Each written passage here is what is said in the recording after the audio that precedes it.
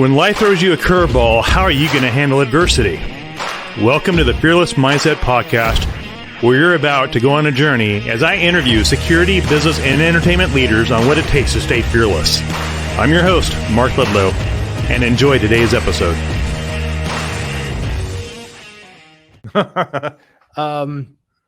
So I mean, but it's crazy because they kind of stop and they're kind of like, oh yeah, we're like the same thing. We're kind of like, all blue collar people. Some of them they found out were cops, or had been cops or military, something like that. The craziest thing I saw, I think it took a picture of it. I'm go to my phone, look a picture of it. Yeah, it was really, really telling. Is that some of the people who work there, probably the Capitol Police or people working there, they have their trucks parked out. Because you can use before now, you still park at the Capitol, and one had all the stickers, 3%er, all these, Moe kind of stickers. And I was like, man, that guy's got to take those stickers off before he shows up to work tomorrow.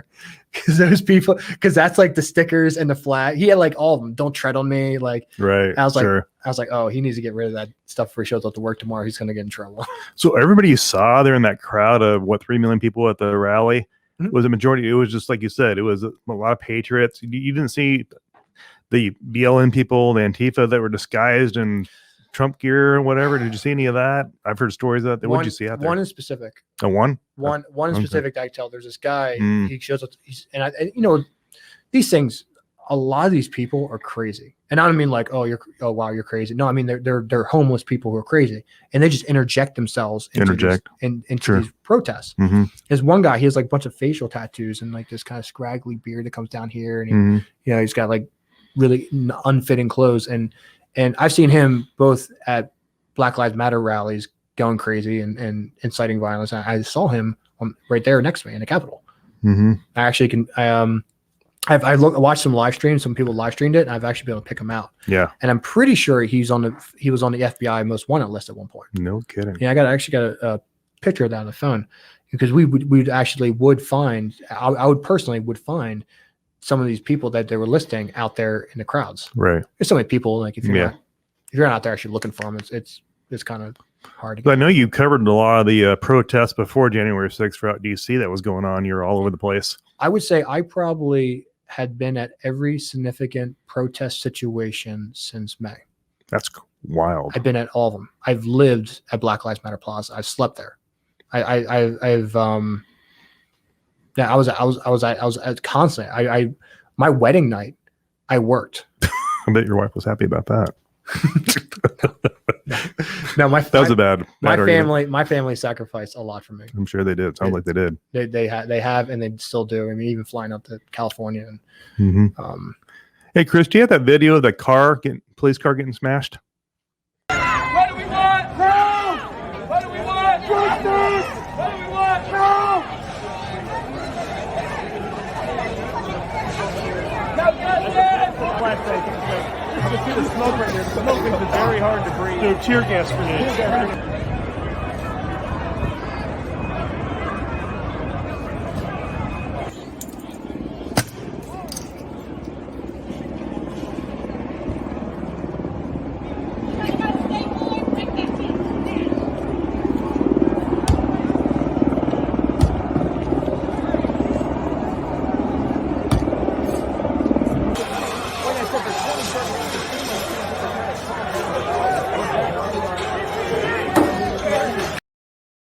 Wow.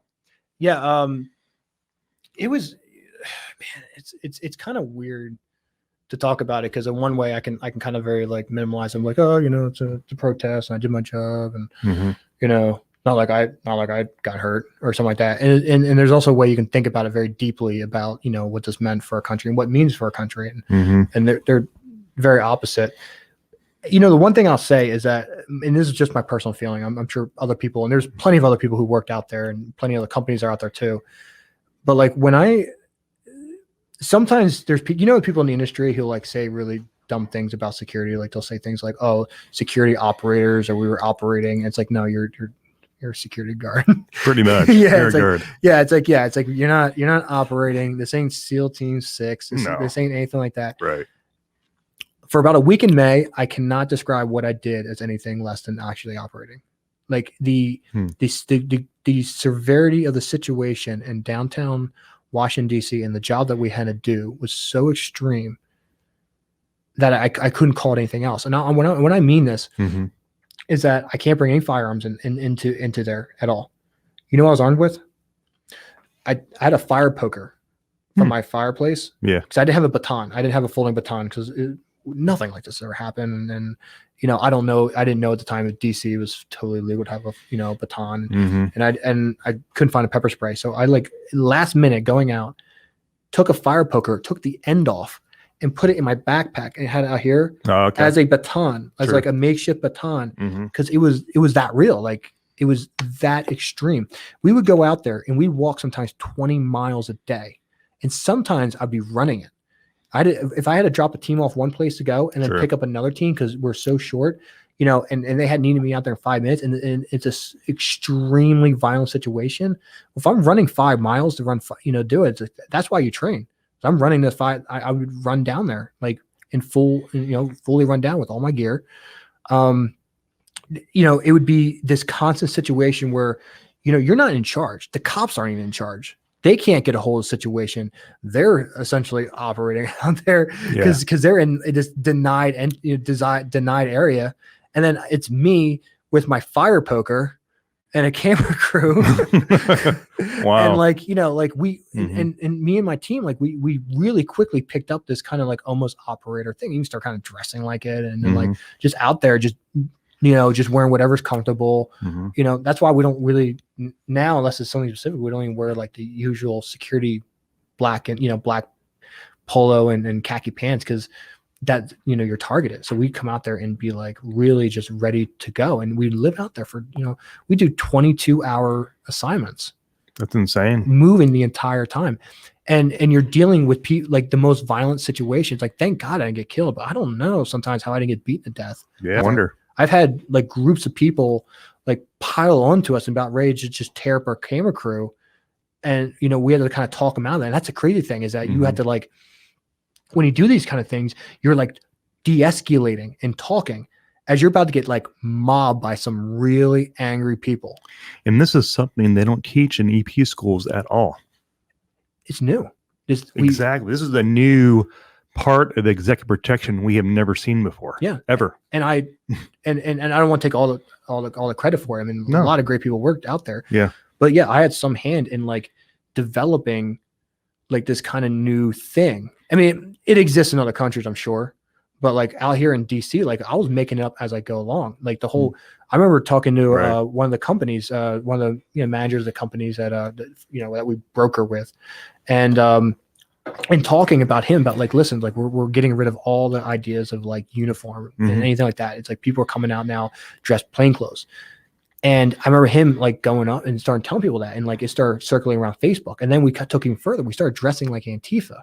I have like Antifa clothes. I have like Joe Biden T-shirts, like vote for Joe shirts, just to blend in. Yeah, covert. We would get to this point because not only get to blend in, sometimes to get the media into like a protest or like a march, you have to talk your way into it. So you're talking to like some Antifa guy or some Black Lives Matter fella, and you're like negotiating terms of the camera crew participating. Really? Yeah. You doing all that? Yeah, all the time. Wow. A multiple times. Matter of fact, I believe Anthony was on one of those jobs that we did that, who was messaging a minute ago. Yeah. We're out there and I'm like in black skinny jeans and a black hoodie and a full face mask. And it is, when you do some of these things, it is funneled chaos the whole way. And you're chasing around your camera guy and you're and these guys are getting, you know, beat up, stuff like that. The craziest thing about media security in this environment is that you're going to fail. It's going to go wrong. It is. Someone's going to put their hands on your cameraman. Someone is going to attack. It's going to go to chaos, and you have to keep going anyway. There's no perfect situation, but it's also great because you can use your EP skills and actually fail at it a little bit in a real world situation and still be okay. The media knows, they get it. there, no cameraman has ever got touched by someone. It was like, how dare you? You're supposed to protect me against that. Most of the times it's we're all in it together. But you had a moment in those circumstances. Did you have a time in your mind where you were like afraid for your life? You're fearful, and you had to like figure out how you're going to get out of a bad situation all the time, or was that never happened? No, I would prepare myself before I'd go out. I mean, it sounds kind of advancing in your mind kind of thing. Yeah, it sounds kind of corny and maybe trite, but like I started getting really involved in Stoic philosophy. Like Marcus Aurelius, like we're talking about meditation before we started.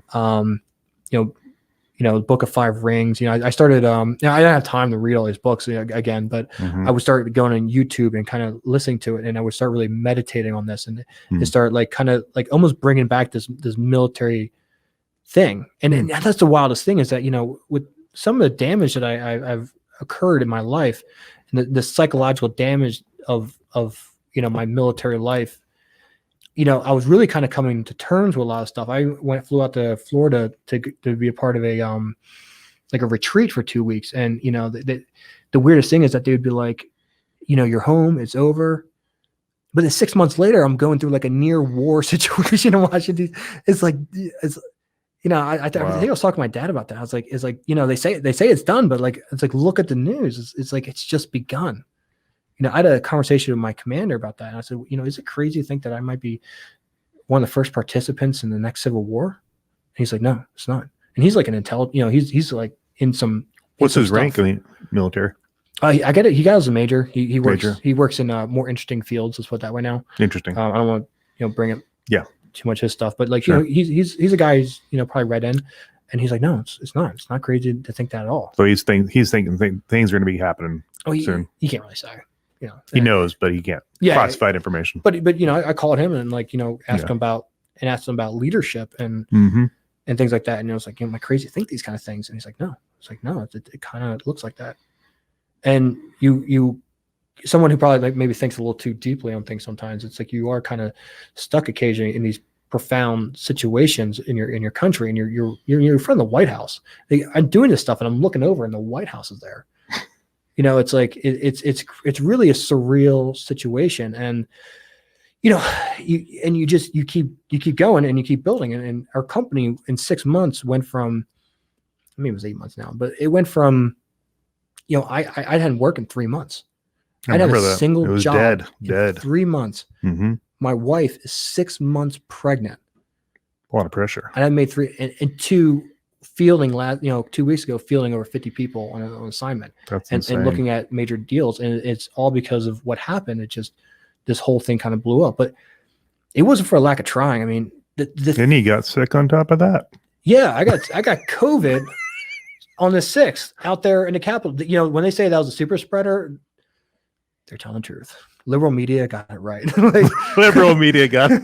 That's the funniest thing I've heard all day. Dude, they were right. So you agree science is a good predictor? Yeah, okay. Absolutely. And the thing is, I'm like doing I'm running this whole company. And you're sick. Phone calls 18 hours a day. I'm talking to you. It sounds like you had water bags in your lungs. Yeah. And I'm like, the phone won't stop ringing. It's 18 hours a day. It's more. And you're dealing with COVID-19 in your system. Exactly. And I'm like dying. I should be in bed, and I'm like running a company at like red line levels, like managers. I'm bringing managers on and be like, oh, you want to be manager? Good. Well, have at it. We're going to work you to death and see if you survive. If you do, there's a really bright future on the other side of it. Here's a carrot. Let me dangle you. Which is kind of how I treat all my managers. I just like, all right, it's like, I'm going to believe every word you said about how great you are. And then I'm going to expect you to perform. And if you do, hot seat. What we're going to do, what we're going to accomplish as a company is going to be something you're going to talk about the rest of your life. And that's how I kind of do it. And that's how I also treat myself. I mean, I remember scheduling security on the phone with people, trying to get manpower moved around and getting maced at the same time. Maced. While you're on your phone working and I'm holding my client, I'm holding a cameraman. I'm on the phone with a company and they're spraying, the cops are spraying the mace over there. Pepper balls are going out, and like logistics, man, under pressure. I mean, it's Holy like cow. there was things I was doing that was so wild out there in May and June. It was just like, I remember, it's like I remember it was just constant. And the problem is when weird stuff goes on, weird people are more emboldened to act crazier. Oh, that's a good. What did you just say? When weird things are going on, crazy people are more emboldened to act more crazy. So that's so truthful. But yeah, they are profound. That's true. Like I remember, like probably the day after some of these, like after Trump cleared the plaza, and it was me and Chuck are right there. We actually got caught in like foreign media, like actually doing our job, like protecting people. And we're like pulling the security out.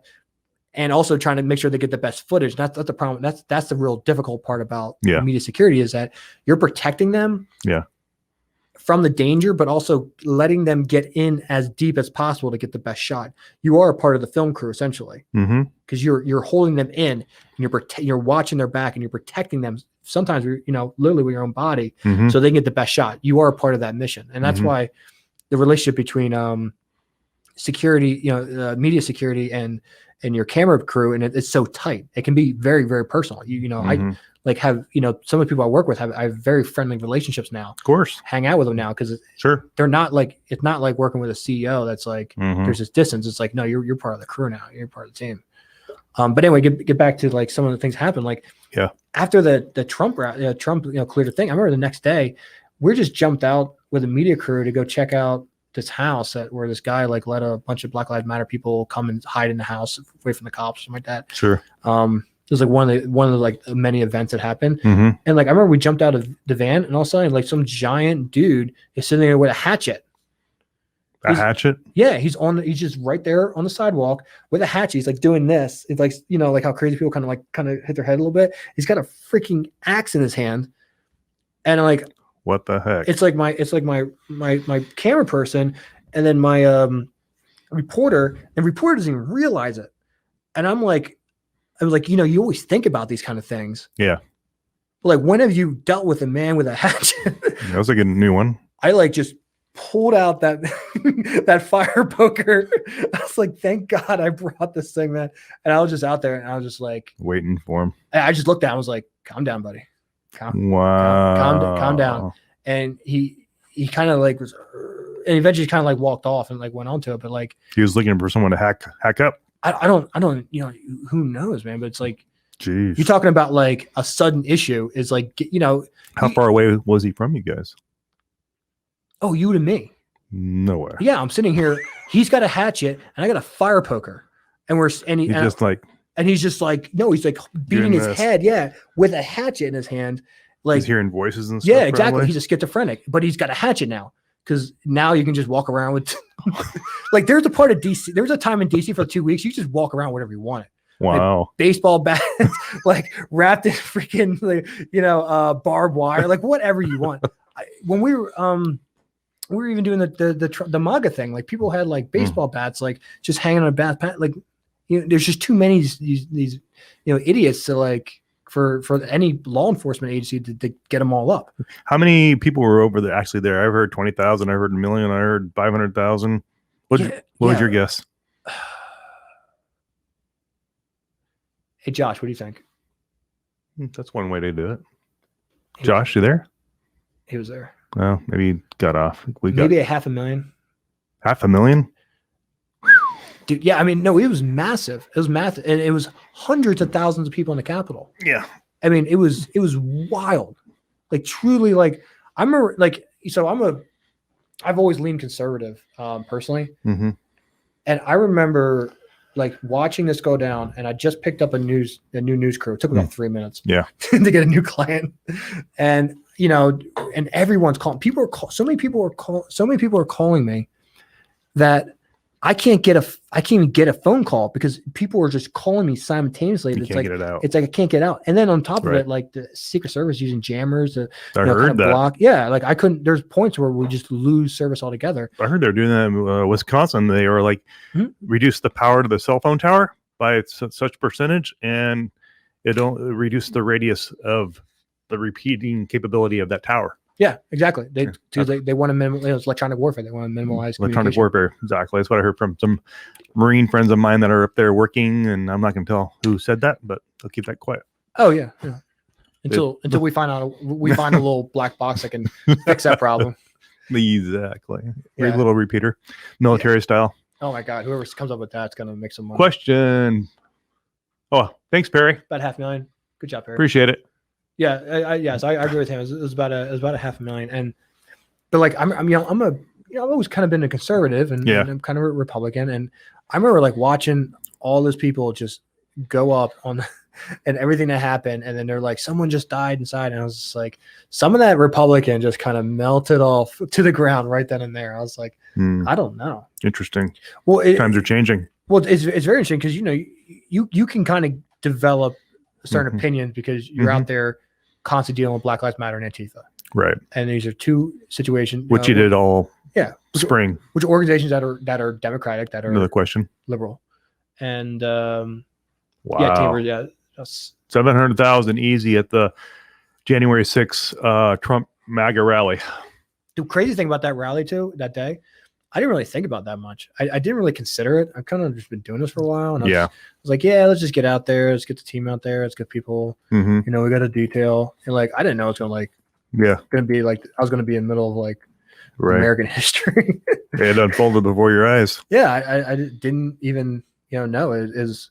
And not only that, I was with Josh on, thanks Chris for your help. I was with Josh with a particular client, media client, and like set it up so that I would just jump off and go take off this one camera guy who wanted to just hire me. And I just kind of like, people come out to me directly and like, hey, can I hire you to do this? And, they have a good reason to. And I'm like, sure. Yeah. Okay. Let's do it. He's like, yeah, it might be a little more dangerous. We're going to get into it. I was like, well, then I'll take you out. I'm not going to send one of my guys out to go do the more dangerous thing. I'll go do that personally, Sure. But it was like, I wasn't even supposed to be there. And then I think I even suggested, like, he's like, hey, where do you think we're going to do, good shot at? We're going to go see the action. I was like, is everyone going to march over to the Capitol? Is that happening today? And they're like, yeah, okay. Well, we just walked down there. Like the fact that I just happened to be standing in front of the fence and like the guy left me just like kicks it in. Yeah. It's weird how it all, life's Thanks, Chris. Like Got another question. Good. Oh, he said it got hot quick. Yeah, it did. It was like I was literally sitting there with my hands in my pockets, like, oh, okay, like, and all of a sudden it's like, and I was like, okay. So you said, you told me over the phone, you said, Mark, it's like the Rust Belt people came out to support this and then went crazy. Yeah, they got angry. Mm-hmm. Yeah, it was okay. It was exactly that. The Middle America came out, and mostly, I'm sure other places too, but a lot of Middle America came out, and they just felt pissed off, angry because they were lied to about the elections. And you think that was part of it? The misinformation maybe on how the elections went, if it was stolen. Do you hear that talked about at that rally?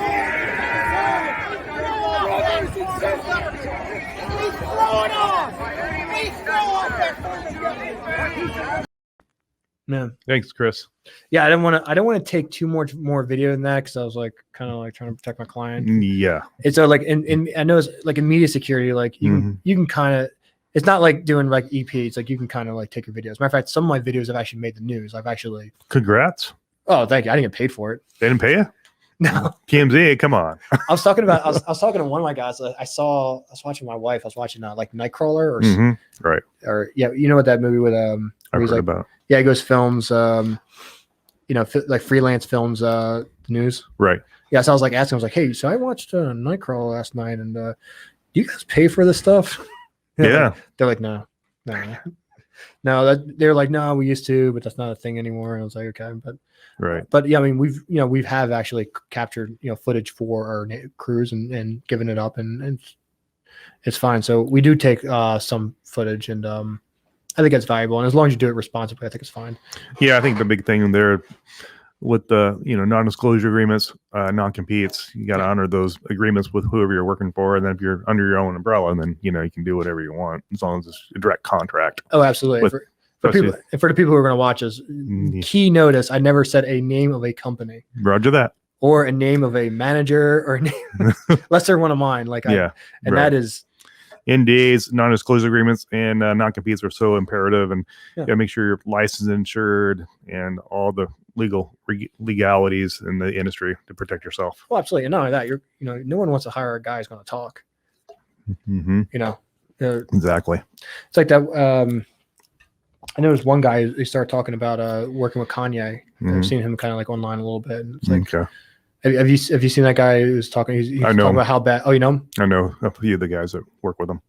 Yeah, which is kind of he's kind of rough, but Gotcha. don't even no matter how bad it is, don't talk about it. Exactly. Non-disclosure agreements there for a reason. But anyway, we're gonna wrap this show up, and thanks everybody for watching, listening to the Fearless Mindset podcast, and hearing Paul's Turner story. He actually flew out to DC from DC here to Irvine to the studio to join us and to share this, because what he's shared is very great content for learning how to deal with crowds in these uncertain historical times we're living in the United States. So thanks to everybody for watching and listening, and we'll have the podcast up on YouTube here shortly, and feel free to subscribe. And Paul's company is Georgetown Protective Services, and I'm Ledlow Security here on the West Coast, and the Fearless Mindset podcast. And I want to thank Chris, my producer back there, for making the magic happen and making us look good. Until the next time, thanks, be safe, and take care of yourself, and happy 2021, and make it a great year. yeah, went really well. Yeah. When life throws you a curveball, how are you going to handle adversity? Welcome to the Fearless Mindset podcast, where you're about to go on a journey as I interview security, business, and